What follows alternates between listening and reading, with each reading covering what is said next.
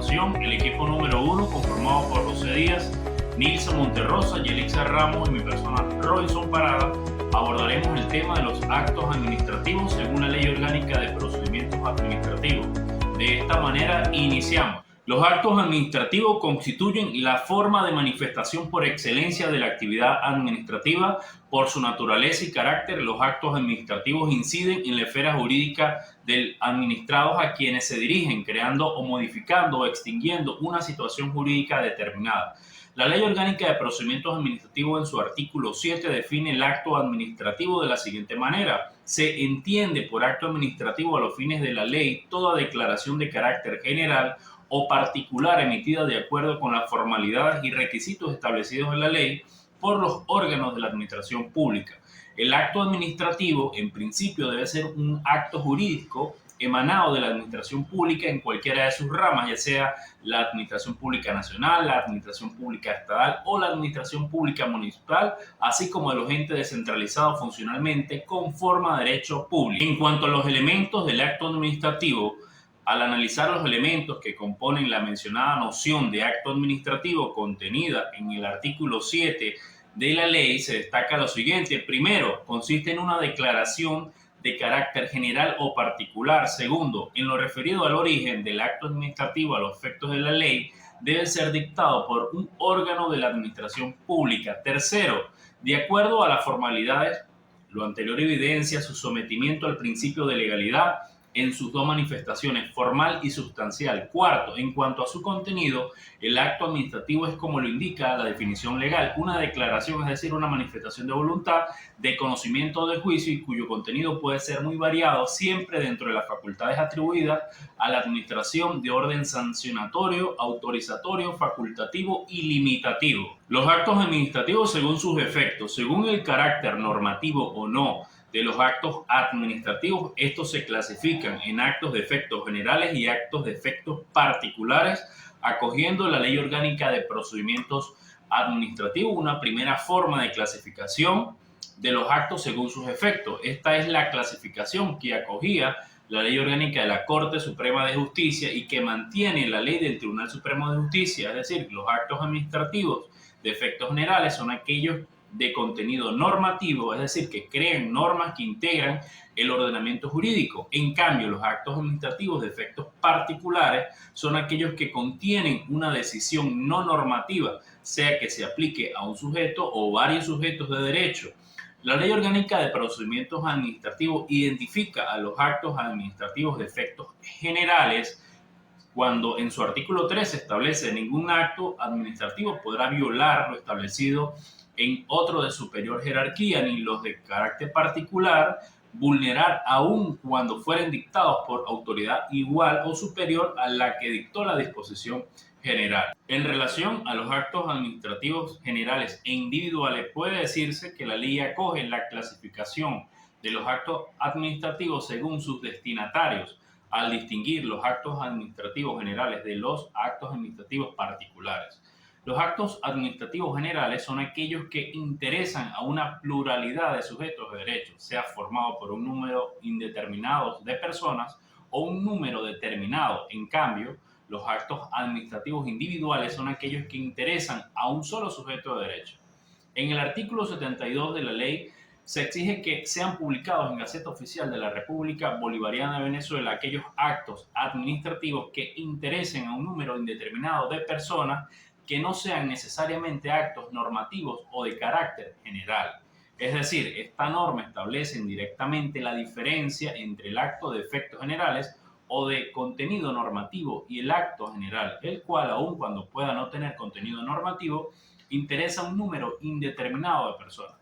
Como vemos, en estos casos el acto general, porque interesa a un número indeterminado de personas y no porque tenga necesariamente un contenido normativo. El acto individual, al contrario, es el acto destinado a un solo sujeto de derecho, el cual es además un acto de efectos particulares de acuerdo a la clasificación anterior.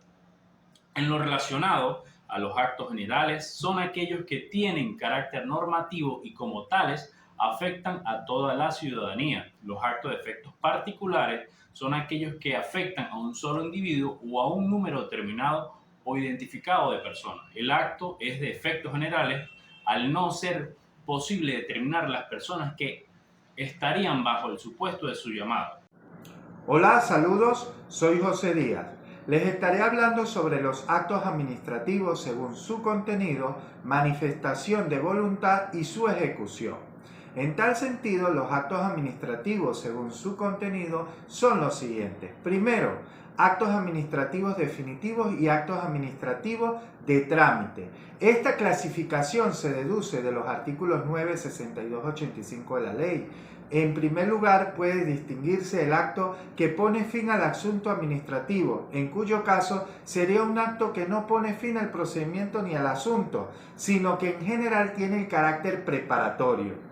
En efecto, el artículo 9 establece un principio general y es que todos los actos administrativos de carácter particular, es decir, de efectos particulares, deben ser motivados salvo los actos de mero trámite. Distingue aquí que toda la ley, el acto administrativo de trámite, el cual pone por supuesto el acto administrativo definitivo. Segundo, actos creadores de derecho o que establecen las obligaciones que un particular debe tener. Otra distinción que se establece en la ley y que se refiere al contenido es que el acto creador de derechos subjetivos, derechos personales, es legítimo a favor de los particulares, regulados en los artículos 19, ordinal 2, 82 de la ley, que los actos administrativos que no crean los intereses personales, sino que en lugar una obligación a cargo de particulares y se regula en el artículo 70 de la ley. Seguidamente, los actos administrativos según las manifestaciones de voluntad. Estos actos administrativos expresos y tácitos de la manifestación de voluntad que se produce en los actos administrativos conforme al artículo 18 deben ser expresamente formal, contenido en el acto que debe seguir unos requisitos de manifestación por escrito. Por lo tanto, el acto administrativo regulado en la Ley Orgánica de Procedimientos Administrativos en principio debe ser expreso según el artículo 18. Sin embargo, la ley admite la manifestación de voluntad tácita de administración derivada del silencio administrativo. Así se establece expresamente en el artículo 4 de la ley, cuando se prevé que en los casos de los cuales los órganos de la administración pública no resolvieran un asunto dentro del lapso que prevé la misma ley, se considerará que se ha resuelto negativamente, poniendo al interesado intentar el recurso inmediatamente siguiente. Por lo tanto, la ley en el artículo comentado consagra que el acto administrativo tácito es un contenido negativo. Ahora bien, tenemos los actos administrativos según su ejecución. En este último punto, en materia de clasificación de los actos administrativos, debe señalarse una clasificación según la ejecución y así se distingue el acto material de ejecución del acto administrativo formal, el cual el artículo 78 de la ley establece que los actos materiales de ejecución pueden menoscabar o perturbar los derechos de los particulares, los cuales no pueden relacionarse sin que exista un viciante en el acto y sirva de fundamento a dichos actos materiales. En este sentido, el acto material de la ejecución está previsto en el artículo 78, donde identifica que los actos deben estar regulados según la ley en el artículo 8. Hola, saludos cordiales. Quienes habla Yelixa Ramos. Continúo con los requisitos de la validez de los actos administrativos. Un aspecto fundamental de la regulación de los actos administrativos establecida en la Ley Orgánica del Procedimiento Administrativo es el referido a los requisitos de validez de los actos, distinguiéndolos de los requisitos de forma de los requisitos de fondo del acto administrativo. Los primeros constituyen lo que se ha llamado el procedimiento constitutivo del acto administrativo. Los segundos se refieren a su contenido y son los que determinan propiamente la naturaleza del acto administrativo. Los requisitos de forma. La ley determina algunas formalidades necesarias para el cumplimiento del acto administrativo, de tal manera que el acto administrativo debe cumplir con todas ellas para que pueda producir sus efectos. Además, es necesario que la misma ley de manera expresa defina las formas en que ha de cumplirse, y solo es así cuando el acto cumplido fuera de esas formalidades legales llega a estar viciado de nulidad. Los actos administrativos son actos formales en el sentido de que, para ser emitidos, deben cumplirse con una serie de formas, de trámites prescritos por la ley. La Administración no puede escoger a su arbitrio las formas de constituir, formar su voluntad ni las formas de expresión de esa voluntad. La validez de un acto administrativo en cuanto a su exteriorización o forma, conforme a la disposición contenida en el artículo 18 de la Ley Orgánica de Procedimiento Administrativo, debe juzgarse atendiendo la finalidad que en cada caso concreto tales formalidades están destinadas a conseguir, determinando la influencia sobre el fondo del asunto, no procediendo por ende la nulidad administrativa cuando, aun siendo defectuosos, han logrado cumplir con su fin. En otras palabras, la inobservancia de las formas o los trámites procedimentales constituye desde luego una irregularidad, pero esto solo llega a los grados de invalidez cuando no cumple o logra la finalidad objetiva concreta a que se está destinando con relación a un acto específico, o bien cuando la omisión de la formalidad o su defectuoso incumplimiento es de tal naturaleza que ejerce una influencia determinante sobre el contenido del acto administrativo, adoptando lo cual permite aclarar suficientemente la idea de la supremacía del acto sobre su apariencia formal. Los requisitos de fondo.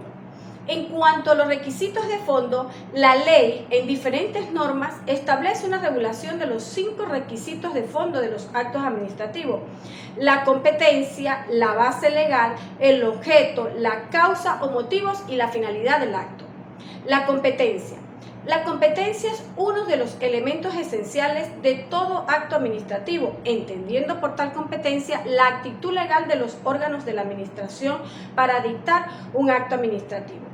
La primera característica que define la competencia en materia administrativa es que la misma no se presume y por el contrario debe constar en norma expresa atributiva de competencia, es decir, como lo expresó la extinta Corte Suprema de Justicia, debe emerger del texto expreso de una regia del derecho, ya sea la Constitución, la ley o el reglamento o ordenanza. La competencia determina el límite dentro del cual el órgano puede moverse, lo que la administración puede hacer, las facultades, poderes y atribuciones que la ley ha asignado al órgano. Saludos cordiales. Quien les habla, Nilson Monterrosa. Les estaré hablando sobre la causa o motivo. Tal y como lo manifestamos anteriormente, debe haber una relación entre la circunstancia de hecho y la base de fundamentación legal, razón por la cual anterior se convierte en un límite para la administración, la cual no puede actuar caprichosamente. Por lo tanto, puede decirse que en general todo acto administrativo, para que pueda ser dictado, requiere que el órgano tenga competencia, que una forma exprese y autorice la actuación, que el funcionario interprete la norma adecuadamente, que constante una serie de supuestos de hecho del caso concreto y que esos supuestos de hecho concuerden con la norma y con los supuestos. El derecho y todo ello relacionado conduce al acto administrativo. Los motivos son las circunstancias tanto de hecho como derecho. Cada caso justifican o dan lugar a todo acto de emisión administrativo.